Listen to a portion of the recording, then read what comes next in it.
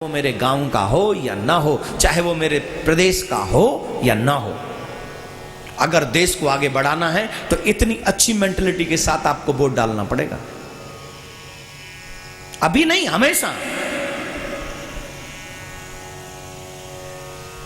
तभी आप सच्चे देशभक्त भी बन सकोगे। हम लोग भी करप्ट हैं, हम सब करप्ट हैं, और दूसरों पर हम लोग दोष मढ़ देते हैं। ये देवियां, जब हमारे पति, जिनको महीने के बाद सैलरी मिलेगी और बाद में भी वो 10-20 हजार ला के दे देते हैं, तो पूछा नहीं कभी ये कहां से आए? पूछो अपने पति से, कहां से लाए हो? ये कौन सी साइड बिजनेस चल रही है तुम्हारी? पूछो। और जब पूछोगे और जब वो बताने में शर्म आ जाए तो समझना ये रिश्वत लेके आया। फिर समझ लेना ये 2 नंबर का पैसा है, और ये 2 नंबर का पैसा तेरे बच्चों का भविष्य बर्बाद कर देगा। ये बनाएगा नहीं, बर्बाद कर देगा। अरे कभी सोचा है आपने?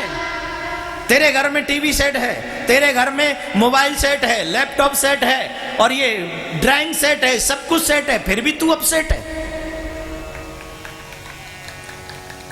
इतने सारे सेट होने के बावजूद भी तू अपसेट क्यों? अरे तू इसलिए अपसेट है क्योंकि तेरे घर में जो मामला आ रहा है ना, वो 1 का 2 और 2 का 4। अभी नहीं तो फिर मिलेंगे यार, क्या बात है। राधे राधे बोलना पड़ेगा। हम लोग देखिए, पुरुषों को नहीं कहा जाता विष्णु, आपको कहा जाता है गृह लक्ष्मी। दीपावली आने वाली है तो लक्ष्मी की पूजा होगी। कभी देखा है आपने घर में कि इस पति को कहा जाता है आओ विष्णु भगवान बैठो? चाहे पुरुष 2 नंबर की कमाई करे, लेकिन जब ग्रह लक्ष्मी पूछ ले कि पैसा कहां से आया है, तो अगली बार नारायण भी रिश्वत लेने से 100 बार सोचेगा कि लक्ष्मी तो लेने को तैयार नहीं है। इसलिए देवियों का फर्ज है अपने घर में 2 नंबर की कमाई आने से रोके। कहे हम कम खा लेंगे लेकिन ईमानदारी का खाना है। बोलो राधे राधे। अरे भाई तुम मानो या मत मानो, मुझे कथा में कहना था, बस कह दिया। मानना ना मानना तुम्हारी जिम्मेदारी है। ईमानदारी से बताओ किस किस के पति रिश्वत लेते हैं?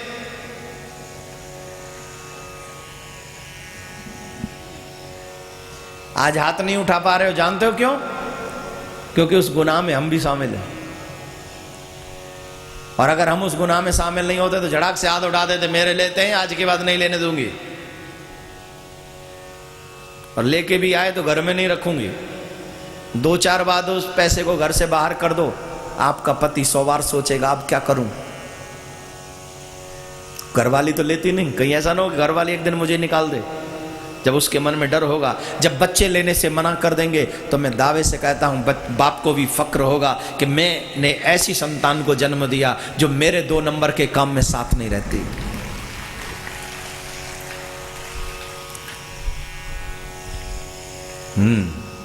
Thank you.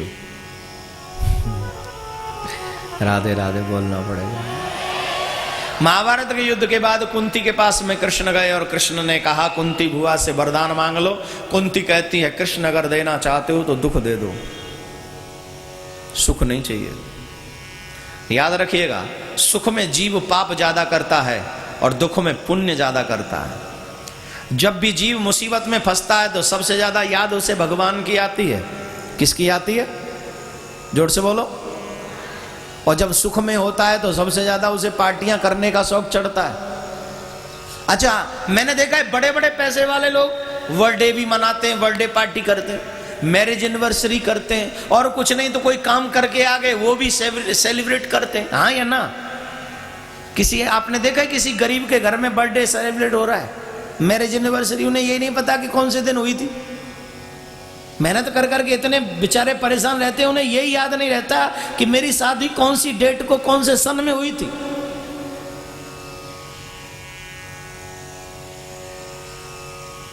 रहता है याद?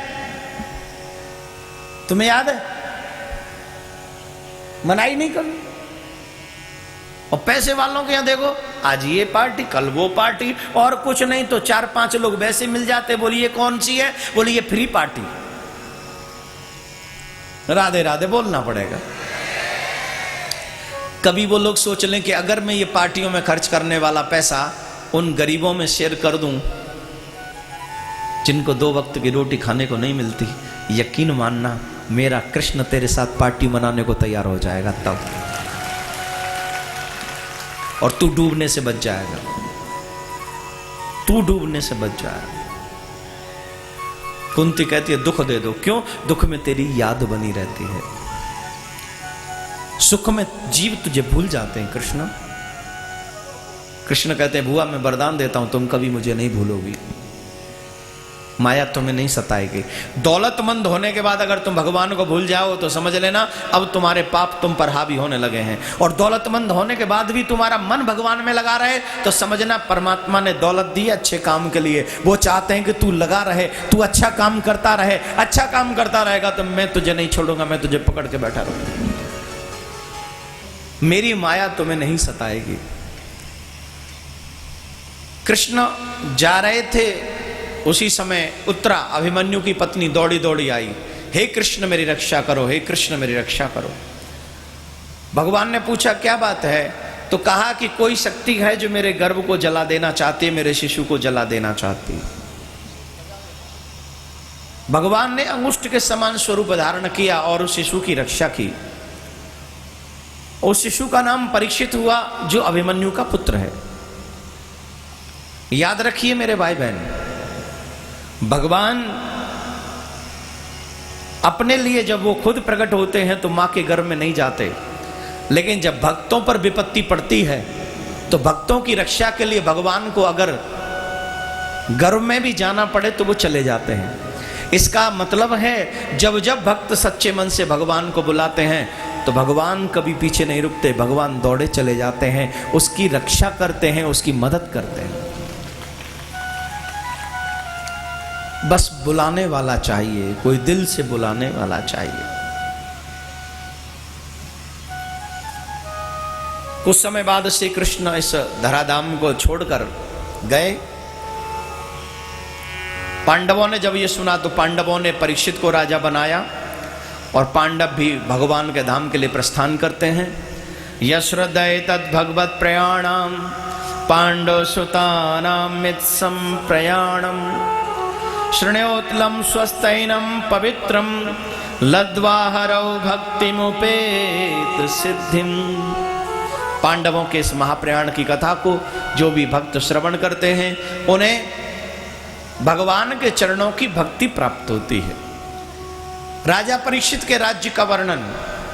राजा परीक्षित बड़े धर्मात्मा राजा हैं, वो इतने बड़े राजा हैं, धर्मज्ञ हैं कि वो अपने राज्य में किसी को दुखी नहीं देखते हैं। वो हमेशा चाहते हैं कि धर्म होता रहे राज्य में। एक बात याद रखना, जिसके राज्य में धर्म होता रहेगा, जिस देश में धर्म के प्रति लोग सजीव रहेंगे, जागरूक रहेंगे, उस देश का कभी कोई बाल बांका नहीं कर सकता।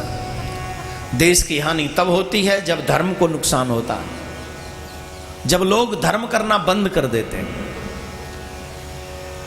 परीक्षित एक बार कहीं से भ्रमण करके आ रहे थे तो उन्होंने देखा तत्र गोमितनम राजा हन्य मानव नाथवत। ये प्रसंग ध्यान से सुने क्योंकि ये कलयुग की कथा है और यहां से कलयुग, हम लोग कलयुग के लोग हैं, हमें ये कथा बड़े ध्यान से सुननी चाहिए। और ये कथा हमें बहुत कुछ सिखाती है कि कलयुग के लोगों की क्या जिम्मेदारी है, कलयुग के लोगों को क्या क्या करना चाहिए और क्या नहीं करना चाहिए। ये कथा हमें सुनाती है, इसलिए ध्यान से सुने। राजा परीक्षित ने देखा कि एक व्यक्ति गाय को और बैल को बड़ी जोर जोर से मार रहा है, पीट रहा है। ऐसे पीट रहा है जैसे उनका कोई स्वामी नहीं है। मैंने देखा है काफी नौजवान गौ के लिए काम कर रहे हैं, जमुना के लिए काम कर रहे हैं, लेकिन तकलीफ तब होती है जब देश की सरकारें, प्रदेश की सरकारें चर्चाएं करती हैं और गौ को बचाने की बात नहीं की जाती। क्या गौ जीव नहीं है? क्या गौ को नहीं बचाया जाना चाहिए? आप शेरों को बचाने की बात करते हो जो हिंसक है, आप हाथियों को बचाने की बात करते हो, आप चींटियों को पालने की बात करते हो, मच्छी पालने की बात करते हो, मक्खियों को पालने की बातें करते हो, लेकिन गौ पालने की कोई बात नहीं करता। इस देश में गौचारे के नाम पर इतनी जमीन है कि अगर वही दे दी जाए तो अकेली गौ माता पूरे देश का पेट भर सकती है। इतनी गौचारे के नाम पर जमीन है इस देश में। लेकिन तकलीफ क्या है, जब भी गौ की चर्चा की जाती है तो उसे हिंदू धर्म से जोड़ दिया जाता है। कभी गौ माता ने कहा है कि मैं मुसलमान भाई को दूध नहीं पिलाऊंगी, कभी गौ माता ने कहा है कि मैं सिख भाई को दूध नहीं पिलाऊंगी, कभी गौ माता ने कहा है कि मैं क्रिश्चियन भाई को दूध नहीं पिलाऊंगी। गौ माता तो कहती है जो भी मुझे अपने खूंटे पे बांध लेगा मैं उसे अमृत रूपी दूध पिलाती ही रहूंगी और उसे शक्ति पौरुष प्रदान करती रहूंगी। तो गौ को सिर्फ हिंदुओं से क्यों जोड़ दिया जाता है, क्यों जोड़ दिया जाता है उसे? और हिंदुओं से जोड़ने के बाद उस गाय को मरने के लिए छोड़ दिया जाता है। हे मेरे बहन भाइयों, ये सिर्फ तुम्हारी कमजोरी है, ये तुम्हारी लाचारी है। उस कृष्ण की कथा तो सुनते हो, लेकिन कृष्ण जिसकी सेवा करते हैं उस गौ की सेवा करने के लिए तुम्हारा 1 मिनट भी तुम्हारा मन नहीं करता। थैलियों में बंद दूध पी लोगे जो आर्टिफिशियल है, लेकिन गौ माता का दूध नहीं पियोगे जो अमृत के समान है। जिन थैलियों का दूध आप अपने बच्चों को पिलाते हो ना, वो दूध नहीं है, उसको कभी नब्बा के देखना। जितना दूध इस देश को चाहिए सिर्फ चाय पीने के लिए, उससे 80% कम दूध का उत्पादन है और मिल सबको जाता है। तो ये दूध आता कहां से? इस देश में मिलावट खोरों की कमी नहीं है। अपना प्रॉफिट करने के लिए लोग चकाचक मिलावट करते हैं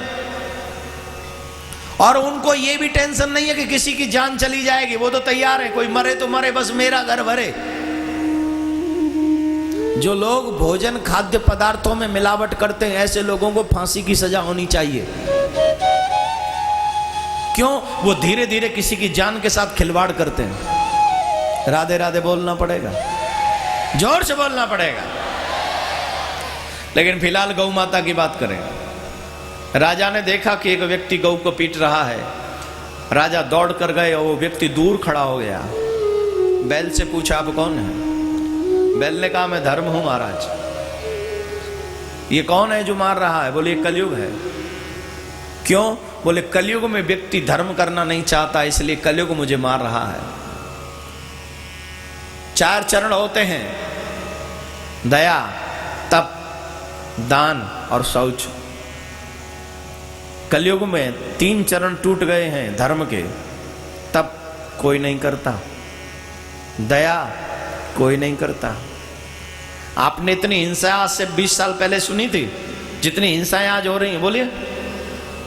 25 साल पहले आपने इतनी हिंसाएं सुनी थी? 3-3 साल की बच्चियों के साथ में दुष्कर्म किया जा रहा है, ये न्यूज आपने पहले कभी सुनी थी? आज 70 साल की बूढ़ी मां सुरक्षित नहीं है, उसे नौकर मार देता है।